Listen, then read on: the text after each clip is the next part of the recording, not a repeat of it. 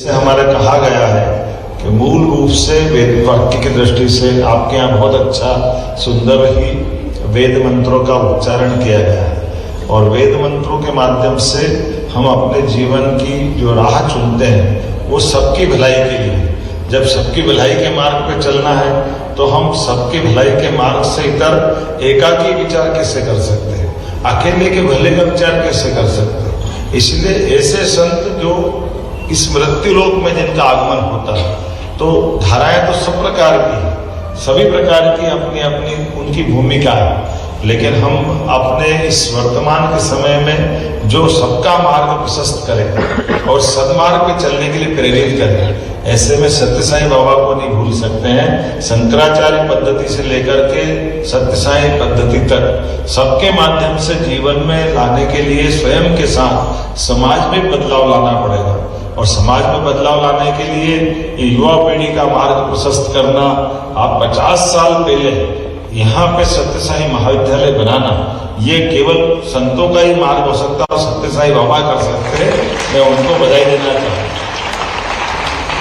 कहाँ पुट्टपूर्ति, कहाँ देश और कहाँ देश के विविध राज्यों में ऐसे संकल्पों की पूर्ति करने का निर्णय, लेकिन मुझे इस बात की प्रसन्नता है जब अच्छा काम करने निकलते हैं। हमारे यहाँ ऐसे नहीं कहा गया तमसोमा ज्योतिर्गमय, तो ये जो हम अपने बीच में से प्रकाश फैलाने का जो संकल्प है, ये वेद वाक्य के माध्यम से, जिसको और कहा गया है यत पिंडे तत् ब्रह्मांडे, जैसा हमारा पिंड है वही ब्रह्मांड में। तो जैसा हम अपने बारे में सोचेंगे उस सबके बारे में सोचने की आवश्यकता, ये परमात्मा की लीला है, परमात्मा की कृपा है। आज के इस अवसर पर उनके उस मार्ग के उस संकल्प को धारण करके उसको चलायमान रखने के लिए कोई वकील है, कोई व्यापारी है, कोई अलग अलग प्रकार के सेवा के अपने काम में, लेकिन सब कामों के साथ सत्य साईं बाबा के उस संकल्प को नहीं भूल रहे हैं जो उनने दिलाया था उस समय।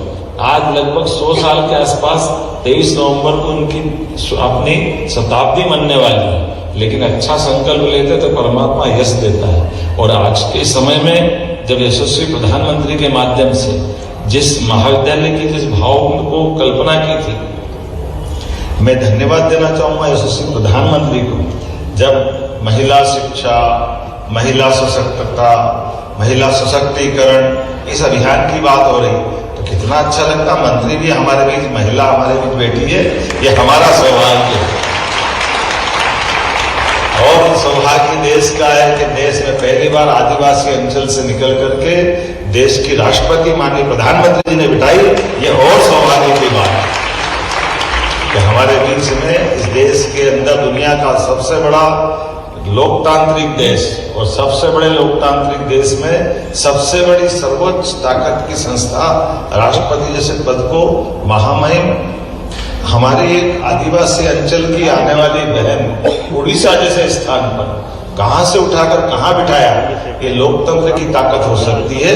ये उस भाव को मजबूत करती है जिसके कारण से ऐसे महाविद्यालयों की नींव डलती है। ये उसका फल दिखता है जो हमको कलश में दिखते हैं। हमें और आनंद में तब आ जाता है मजा कि जब 33% और आरक्षण मिल रहा है। अब हमारी बहनों को और ताकतवर बनाया जा रहा है। लोकसभा, विधानसभा, आपके बिना कैसे, हमारे यहाँ तो अर्धनारीश्वर का स्वरूप सदैव माना गया है।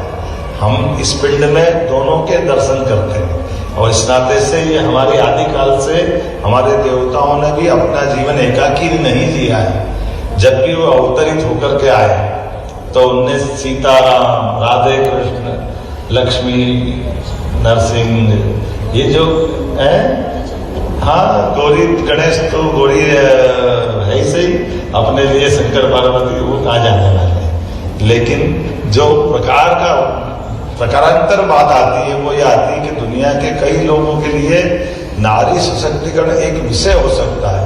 हमारे लिए तो आराधना का विषय शुरू से है, पूजा का विषय हमारी अपनी संस्कृति में।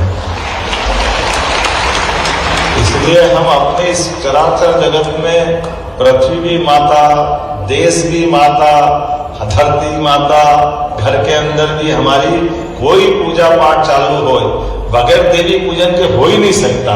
साल में भी 2 बार नवरात्रि आती, बाकी सब एक ही बार आती है। हमारी स्थिति, माता की जो भावना है, जन्माष्टमी एक बार, बाकी सब एक बार, लेकिन नवरात्रि और एक दिन नहीं 9 दिन तक शक्ति की आराधना। अब जब शक्ति की आराधना भक्ति से हो जाए तो कौन रोक सकता है। ऐसे में यहाँ इतने अच्छे महाविद्यालय में देख के बहुत अच्छा लगा। एनसीसी, एनएसएस सारे बच्चों ने आनंद के साथ स्वागत किया और महाराज जी के इस संकल्प के साथ जब ये 50वां वर्ष पूरा कर रहा है, ऐसे में 1000 छात्राओं का एक ऑडिटोरियम बन जाए, ऐसी बात कर रहे हैं, तो निश्चित रूप से पीएम उषा के माध्यम से हम कोशिश करेंगे कि आपका ये ऑडिटोरियम बन जाएगा।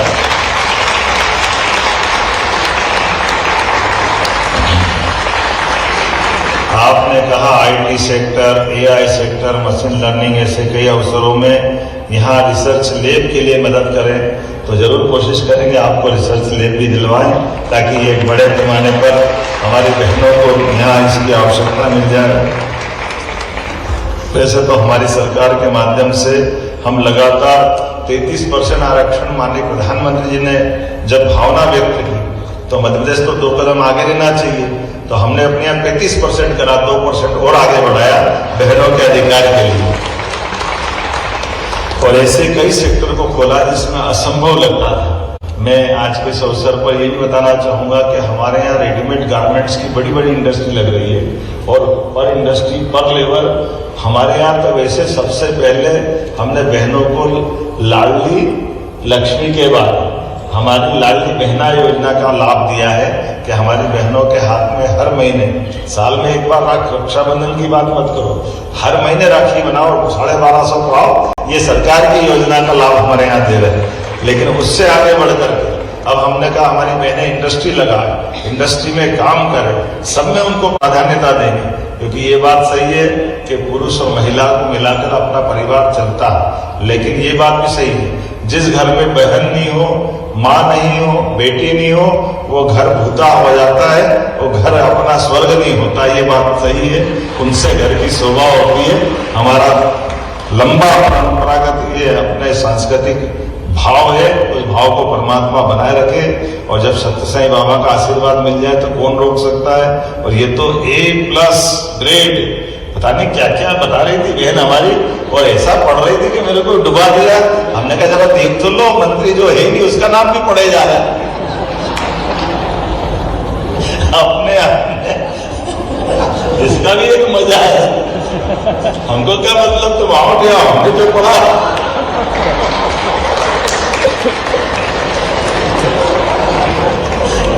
हमने कहा हमको जल्दी जाना, जल्दी जाना। अरे तुमको जाना हो तो जाओ, हमको तो तैयारी करके।